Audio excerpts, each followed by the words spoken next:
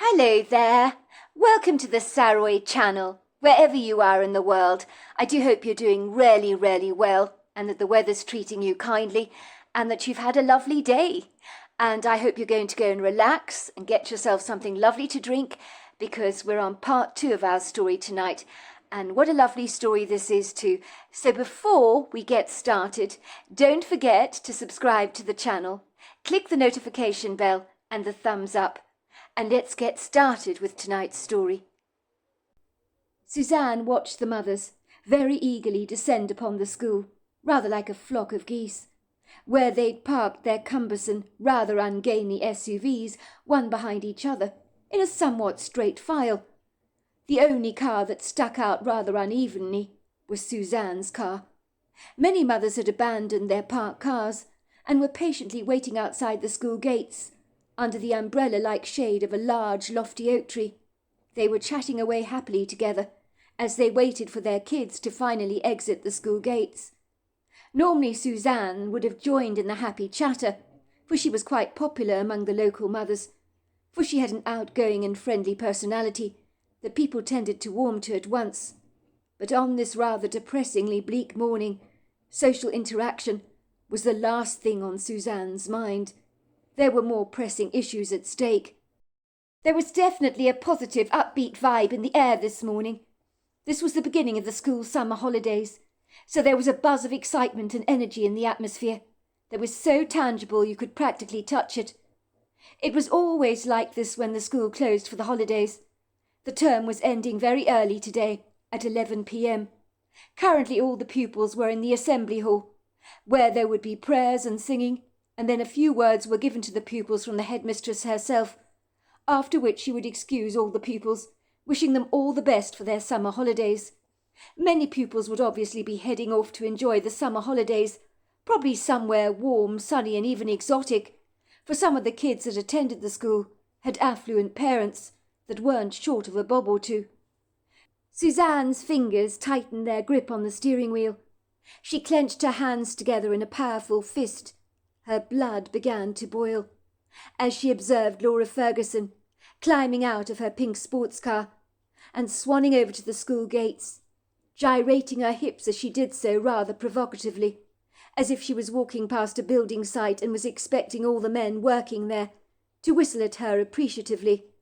This was the wrong place to be drawing attention to herself, for her less than appreciative audience was a bunch of school mothers, who as usual gave her some rather condescending, disapproving glances. Suzanne wanted to climb out of her SUV, run up to Laura Ferguson and box her ears as hard as she could, while wiping the smug, self-satisfied look off her perfectly made-up face. Laura Ferguson this morning was wearing very high red platform heels, a thin red belt around her middle, and a tight leopard skin mini dress that was so inappropriately immodest it barely covered her derriere, and if she bent down to touch her toes, Laura was certain you'd probably see her panties, if she was wearing any, that is. Suzanne was beginning to wonder if someone like Laura Ferguson even owned a pair. Nothing would surprise Suzanne about that woman, for Laura Ferguson took the word indecent to a whole new level. She wasn't popular with the other mothers, who seemed to willfully ignore her when she waited at the school gates for her daughter Eloise, as they clearly disapproved of the way she dressed and saw her as the kind of loose woman they wanted to stay well away from, as if they thought she was slightly balmy and not quite right in the head. It seemed these mothers were a whole lot more discerning than Suzanne had been, who had given Laura Ferguson the benefit of the doubt. 6 months ago, when Laura Ferguson's daughter Eloise had arrived at the school as a new girl in town, Suzanne had felt sorry for Laura Ferguson and believed she had been unfairly misjudged by everyone who laid eyes on her. People could be so nasty, and not one mother at the school gates had made Laura Ferguson feel remotely welcome, and Suzanne had been appalled by their disdainful, snobby attitudes as they looked down upon Laura Ferguson as something rather unfortunate that the cat had dragged in. Suzanne had scolded some of the mothers for their haughty, stuck-up attitude towards Laura Ferguson, and the mothers had reacted rather indignantly, saying, "Are you serious, Suzanne? You want us to be friends with the likes of her?" Look how she dresses. We don't want her hanging around our children. No thanks, not over our dead bodies. After what had happened last night, when Suzanne flew off the handle with her daughter, it had become only too clear to her that Laura Ferguson was not the kind of person you could trust. She was irresponsible in every sense of the word. Laura Ferguson had never been bothered by the mothers at school, who chose to ignore her. She even told Suzanne that they were jealous of how she looked and felt threatened by her. I mean, can you blame them for having a touch of the green-eyed monster? She had chuckled. I mean, look at them, and look at me. I'm such a sex kitten. They have nothing on me, do they? No wonder they're so jealous. Why did I ever let my daughter spend any time at the Ferguson household? Then none of this would have happened. Suzanne chastised herself. All of a sudden she decided to phone her older daughter Nina, who was 25 years old. She had long since left home, but Suzanne was very close to her beloved daughter, and they touched base every day. Nina was working as a successful accountant for an all-American company and loved her job, but Laura instinctively felt that Nina might be able to offer her some words of wisdom, as Nina had not been a teenager that long ago, and might have some invaluable seeds of advice to offer her mother.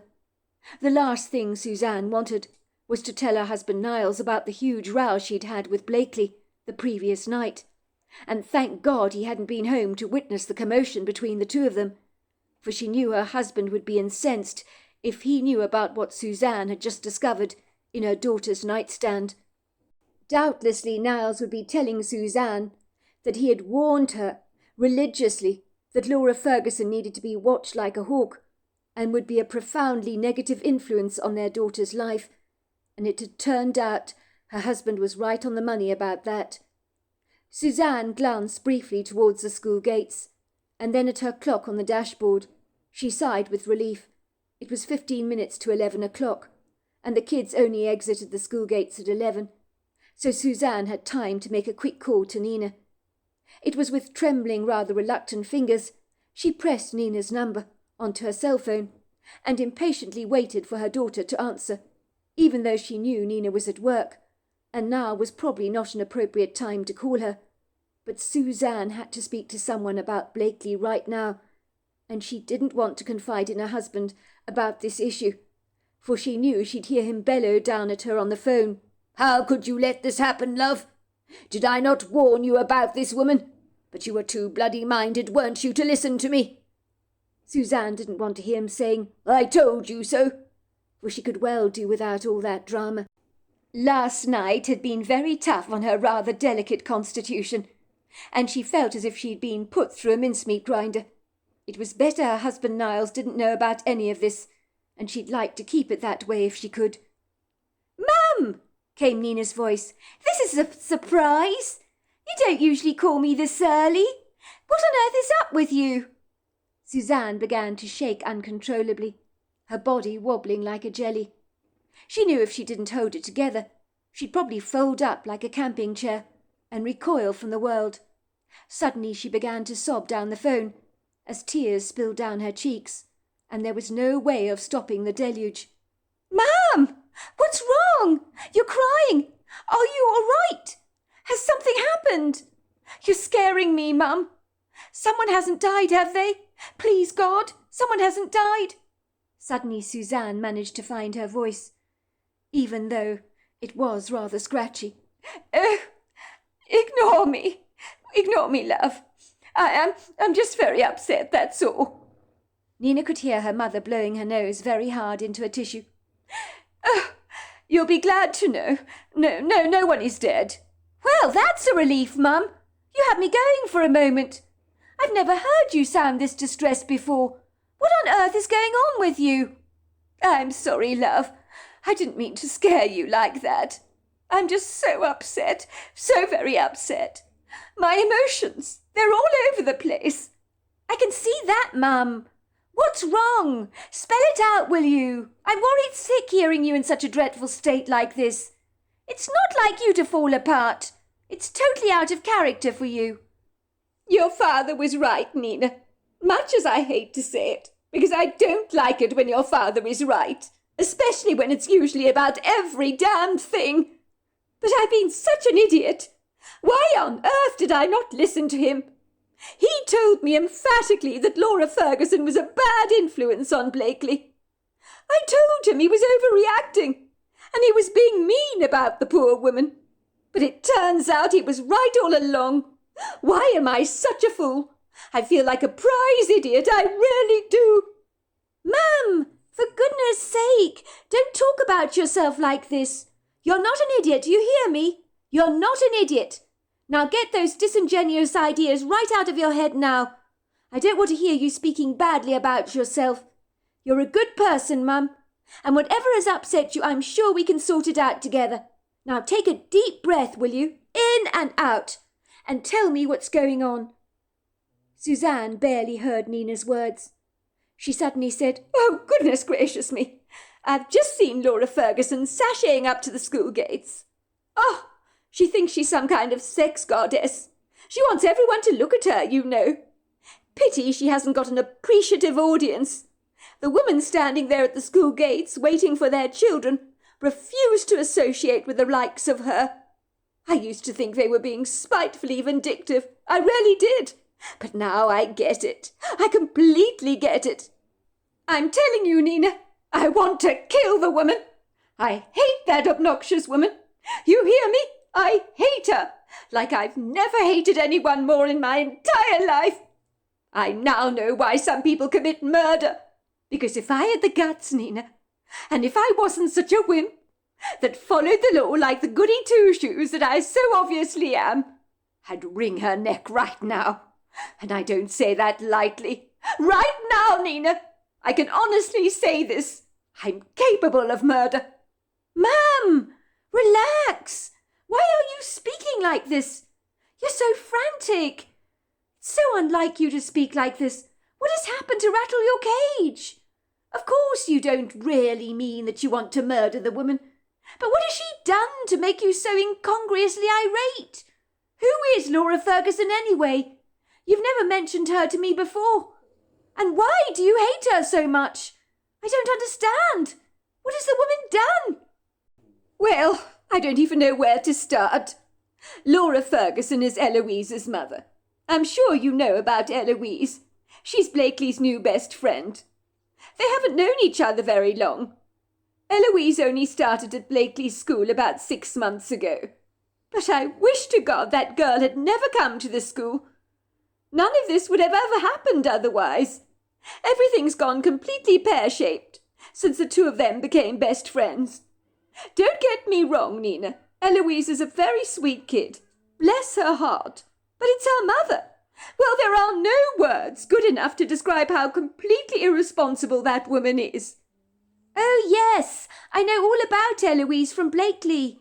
I understand she and Blakely rarely hit it off. But you're saying the mother is not that nice. The way you're talking about her sounds alarming. What on earth has she done, Mum, to cause you so much distress? You mean what hasn't she done? Is a better question to ask, love. She wants to destroy Blakely's innocence. She wants to rob my daughter of still enjoying her youth. She wants my daughter to grow up before her due time. She's a snake in the grass, let me tell you. Your father warned me about her, but I wouldn't listen, would I? No, I thought I knew better. I thought everyone was being so unreasonable to Laura Ferguson, unnecessarily unkind towards the woman. But I was wrong. Why didn't I listen to your father? Look, Mum, I wish you'd stop putting yourself down like this. You're in such a dreadful state, and it isn't good for your health. You'll end up having a heart attack if you carry on this way. You still haven't answered my question. Why do you hate Laura Ferguson so much? I've never known you to say a bad word about anyone before. What did she do to make you so incensed? It takes a lot to make you mad, Mum. Why don't you start from the very beginning, so I can make sense of it all? Otherwise, as far as I'm concerned, you're talking in riddles. You're saying that Laura Ferguson, who is Eloise's mother, is not a good person. I've established that much. Now please go on, will you? So I can understand what she's done to upset you so much. Right now, I'm imagining all kind of wild scenarios. You're saying Dad didn't approve of this woman. That's right. Your discerning father saw right through her, as if she was a pane of glass. Why did Dad have such a bad reaction to this woman? He's a shrewd judge of character, you know. If he didn't like her, I'd take quick notice of his criticism. Look at how successful Dad's become. I mean, he has a team at work of the most incredibly hard-working, skilled people. And when people applied for jobs with him, he knew how to pick out the people he could trust, rather like separating the wheat from the shard. Am I not a good judge of character? Is that what you're trying to say, Nina? Mum, I wish you wouldn't take everything to heart. I'm not saying that. Please don't put words in my mouth. You still didn't answer my question, did you? Why does Dad not like Mrs. Ferguson? Well, he doesn't like the way she dresses. He thinks it's very inappropriate. To tell you the truth, he's right. She does dress quite badly. How badly? Asked Nina. Well, she dresses like a hooker. Skirts and dresses that barely cover her backside. Very skimpy tops and blouses, where everything hangs out, almost purposely so. And I'm not exaggerating either. Nothing is left to the imagination, if you know what I mean. Let's just say if she rolled up to an office job looking like she does, she'd be fired on the spot. She sometimes comes to the school gates, wearing provocative nurses' outfits and stuff like that. She dresses up in all kinds of suggestive gear. And I think most of the mothers think she's lost her marbles completely. But what do? I decide to give the woman the benefit of the doubt. Good Lord! What you're telling me doesn't sound good at all, Mum. Don't get me wrong. It's a free world. People can dress as they like. But for a mother to arrive at the school gates to pick up her daughter, dressed up provocatively in a nurse's outfit, or God knows what else, well, that's scandalous as far as I'm concerned. I'm sorry, but it is. It's her daughter I feel very sorry for. If you'd picked me up from school dressed like that when I was 16 years old, I'd have been so embarrassed. I'd have dug a hole for myself in the school playground and buried myself deep inside it. I'd have pretended you weren't my mother. Can you imagine anything worse than your mother picking you up from school looking like a hooker? Kids care about what people think about their parents. And at 16, your parents can be embarrassing enough, without them rocking up at the school gates, looking as if they work in a brothel. I can't imagine the mean things the kids would say to me at school if you'd looked like that back then. Kids can be heartlessly cruel. I remember when I was at school, one of my friends had a mother who'd been burnt in a fire. Her face looked dreadful. The poor woman had gone through numerous facial procedures, and she'd lost one eye. The cruel names the children called the mother were too terrible for words. Luckily our headmistress nipped the kids' cruelty in the bud, telling the pupils that the woman had gone into a burning building to rescue her cat, and it was a miracle that she was alive, and so was the cat. And if anyone dared to make fun of her again, there'd be hell to pay. So thankfully no one ever dared to tease that girl again about her mother. How horrible for the kids to tease someone about their mother like that, because she was caught up in a fire. You never told me that story, love. Come to think of it, though, you do make a good point. Eloise does look desperately embarrassed by her mother. When her mother greets her at the school gates, I notice she pulls away from her. Let's just say she definitely distances herself from her. What did I tell you, Mum?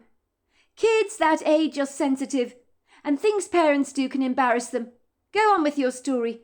Surely you aren't upset with a woman about the way she dresses. You wouldn't worry about that.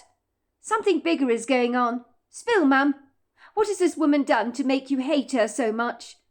Right now, Nina, just so you know my whereabouts, I'm sitting in my SUV talking to you outside the school gates. It's the end of the term, you see. The kids are breaking up for the summer holidays. And as I was telling you, I saw Mrs. Ferguson walking past my SUV to the school gates.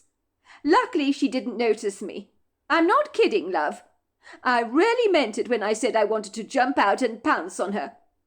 But thanks to our telephone conversation, and for the fact that I refused to get out of my car, I restrained myself from doing so. I really want to kill that woman, and I'm not joking about that, Nina, either. Good, Mum. I'm glad you didn't get out of the car. While you're in this volatile state, I suggest you remain exactly where you are. We wouldn't want you to be charged with murder," came Nina's teasing voice. "It's not funny, Nina. None of this is funny. Not remotely amusing." "I know, Mum. That was probably an inappropriate thing for me to say. So tell me from the beginning, why have you grown to despise this woman so much?" "Well, I didn't have any problems with Laura Ferguson from the very beginning, but your father invariably did. We argued about this a great deal, because I believed he was being unreasonably judgmental. Your father wanted Eloise only to ever come to our house, but he didn't want Blakely spending time at the Fergusons, and that didn't feel right to me.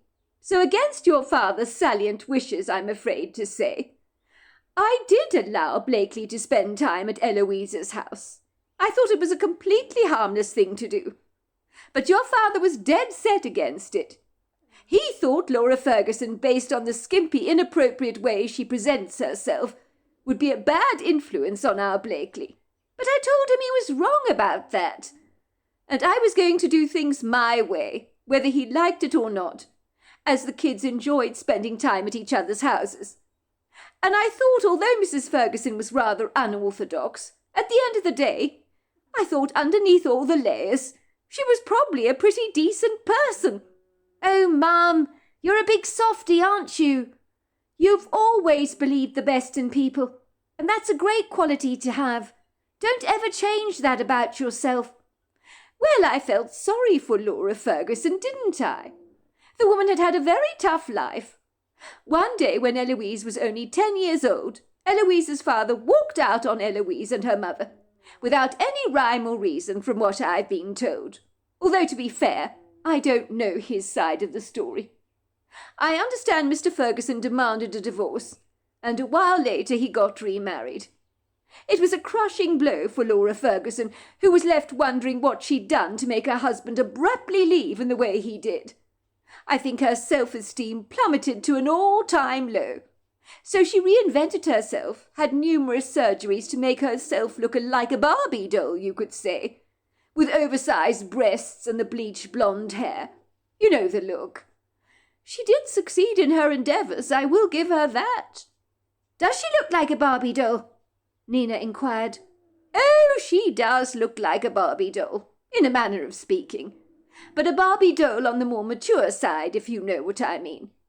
I think Mrs. Ferguson is about 49 years old. Anyway, when I met her, I thought she was a nice enough person, who needed to be commended for picking up the pieces of her life and getting on with it. And I thought your dad was being unreasonably judgmental towards her." "Well, Mum, I can understand that Dad would be concerned about the way Laura Ferguson was dressing in front of, in front of Blakely. I mean, if she was letting it all hang out and rocking up at the school dressing like a sexy nurse, I'm sorry, but that is cause for great concern. I would find that deeply troubling. It's certainly not appropriate for a mother to present herself in such an undignified way, not when she has a teenage kid to consider. She needs to be a positive role model for her daughter, doesn't she? Don't get me wrong. I applaud Mrs. Ferguson for picking up the pieces of her life in the way she did after a nasty divorce. And yes, maybe all that surgery made her feel better about herself, and that's not a bad thing. But it doesn't excuse the way she presents herself. That's not excusable." "Well, I wasn't worried about the attention-seeking, provocative way that Laura was dressing. I thought it was harmless enough, and frankly it didn't bother me, love. I just thought Laura Ferguson was an insecure woman, inwardly screaming for validation, which is why she'd had the numerous surgeries in the first place. Your father was worried about the message Mrs. Ferguson was sending, wearing such revealing clothes. And it wasn't just that. But Blakely was telling us that Laura Ferguson was entertaining a lot of strange men at her house, when she went around there to play with, with Eloise. So when I'm saying a lot of men, I mean a lot. Your dad was worried about all these strange men rocking up at the Fergusons' household when Blakely was around. I persuaded him that Laura Ferguson was probably discreet about her romantic liaisons with these men. I told your father he was getting all heated up about nothing. But it turns out I was wrong. Very wrong. I'm sorry, Mum, but I'm taking Dad's side on this. I can't believe how naive you've been. Surely you realise that it's not good for Blakely to hang around a house with strange men, coming and going as they please. That's not good for any teenager to see. I'm sorry, but it's not. It sounds like Sora Ferguson was running a brothel. And would you really want Blakely to witness this? It's scandalous, if you ask me. I can't believe you don't know that, Mum. I mean, Blakely and Eloise are vulnerable teenagers. Oh, they think they're grown up, don't they? But the truth is they're very immature, with a whole lot of growing up to do. When I was 16, Mum, I also thought I was all grown up. I thought I knew it all. But in truth I knew so very little. And even now at 25 years old, I still realise I've got a whole lot of learning to do. But for Mrs. Ferguson to be behaving like that, in her own house, in front of her own teenage daughter, and the likes of Blakely, is shocking.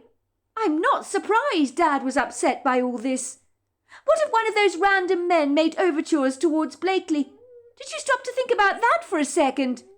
Blakely's 16 years old, Mum, and if Mrs. Ferguson's entertaining seedy, creepy men around at her house that are clearly only interested in the woman for one thing, how do you know they wouldn't make overtures towards the likes of Blakely or Eloise, for that matter? Well, I wasn't viewing things in that direction, actually, love. But now I'm realising the errors of my ways. I should have listened to your father. You should have, Mum. He did know what he was talking about. Sorry, go on with the story. When did you start despising Laura Ferguson? Well, last night, when your father was away on business, I discovered something really bad. But as for Mrs. Ferguson, I think I started disliking her about 2 weeks ago, when Blakely started playing up and using vulgar curse words I dare not repeat. I lost it with her, I really did.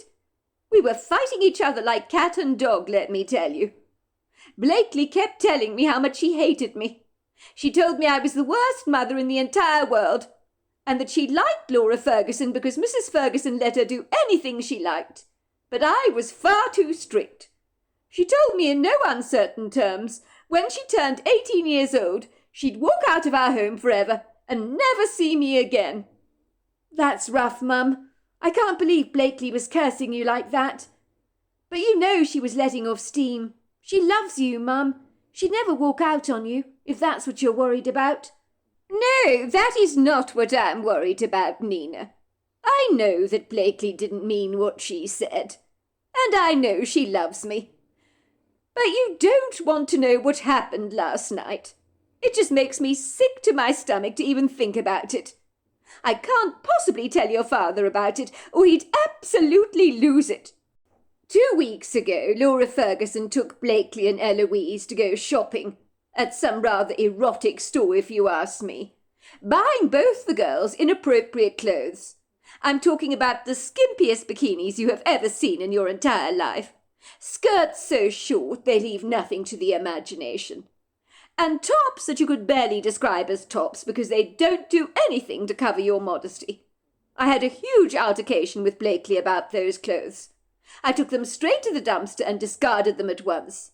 She was absolutely furious with me and had quite the tantrum. She told me I was a dreadful mother and that she hated me. She told me the clothes were sexy and she wanted to wear them. That really wound me up, let me tell you.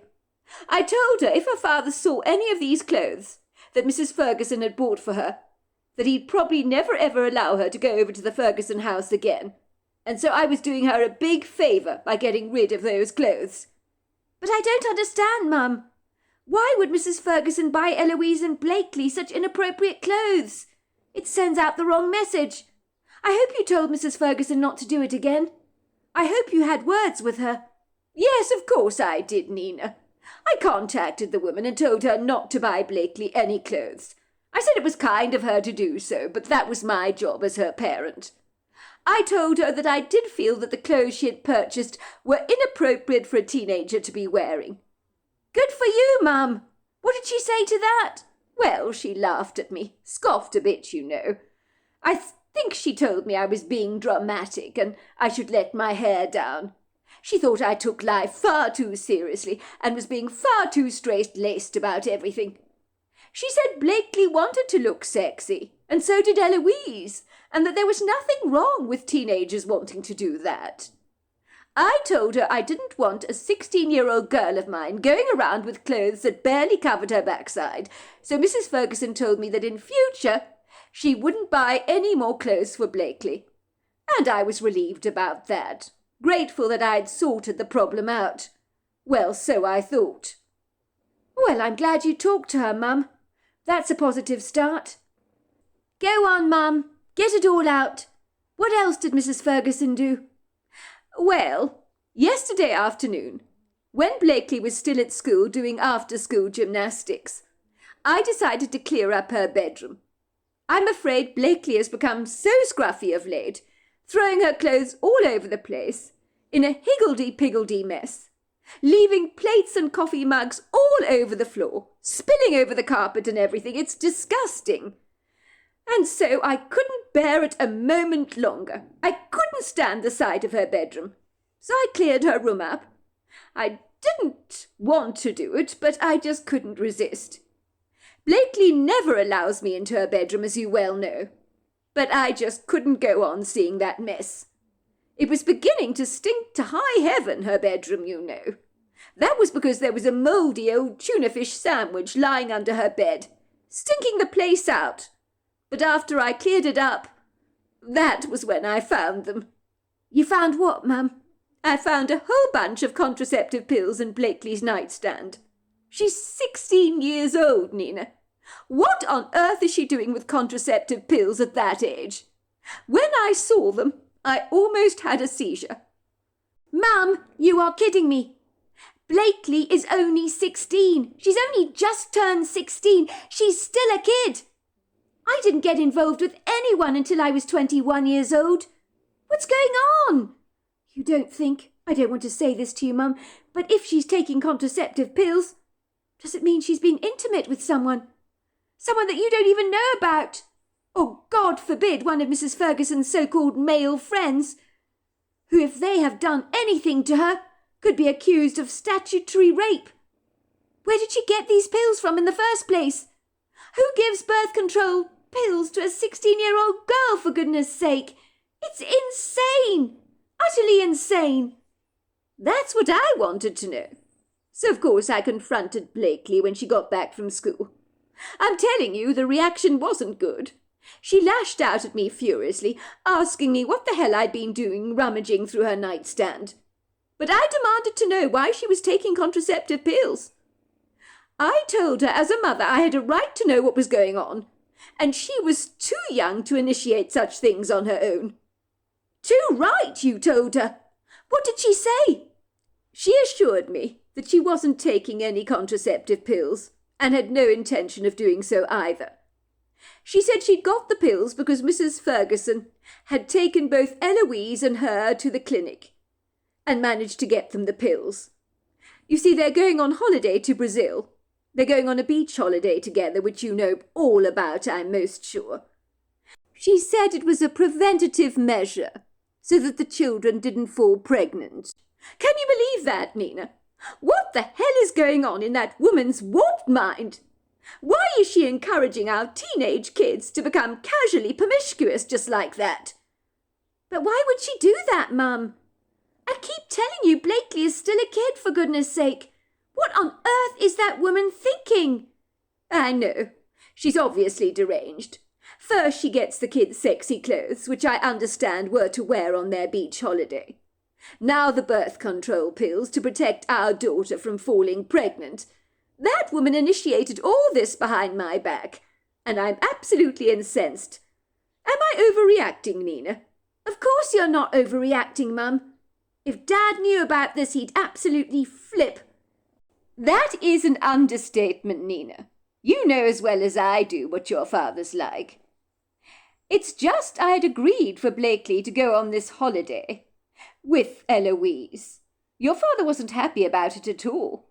But I persuaded him that Blakely would have a lovely time in Brazil, staying at such a stunning resort with her best friend.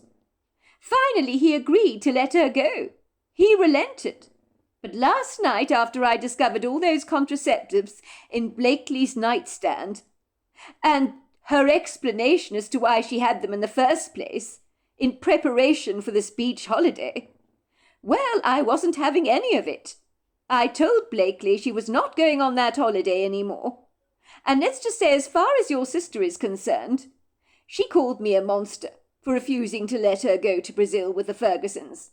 I'm telling you, Nina, if your father knew about this, knew that Blakely had contraceptive pills in her nightstand at 16 years old, he'd have more than kittens, let me tell you. If I tell him any of this, he will lose his mind quite literally. And I will get the blame, of course, for being so blind, because I failed to see through Mrs. Ferguson's veneer. I just keep thinking, what if I hadn't found those birth control pills, and Blakely had gone on that holiday with the Fergusons? I wonder if her innocence would have been taken away from her. I dread to think of it, Nina. Blakely assures me that none of the men that rock up at Laura Ferguson's house have shown the slightest bit of interest in both of the children, which is a relief. And she promises me she hasn't taken any birth control pills, nor has she been intimate with a boy. And you believe her, Mum? Yes, actually I do. Well, that's a relief, but I'm losing my mind listening to all this. Blakely is far too young to be intimate. With a boy, I mean. She needs to focus on her schoolwork, like I did at her age. The fact that Mrs. Ferguson would take both kids to the family planning clinic without your knowledge is nothing short of disgusting. It's like she's encouraging the two teenagers to become as brazen as she is. They're teenagers, Mum. They're immature, naive.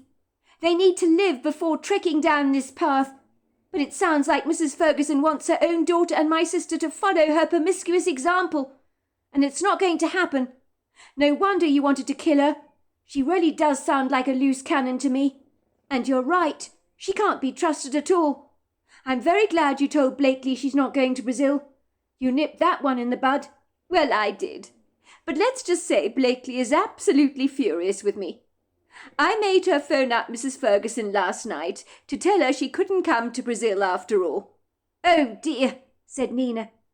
I hate to tell you this, Mum, but Blakely is going to absolutely hate you all summer long, especially if she's forced to stay in the house with you, twiddling her thumbs, staring at all four walls, thinking about her best friend Eloise sunning herself on a gorgeous beach in Brazil. She's not going to make your life easy, Mum. It's probably going to be a living hell for you. I feel sorry for you, Mum. You're having one hell of a summer with her. Blakely is not going to forgive you for any of this. You're going to have an obnoxious, sulky teenager on your hands. So there we are. That is the end of part 2. Part 3 is tomorrow night, and I look forward to you joining me then. Until next time, goodbye and good night.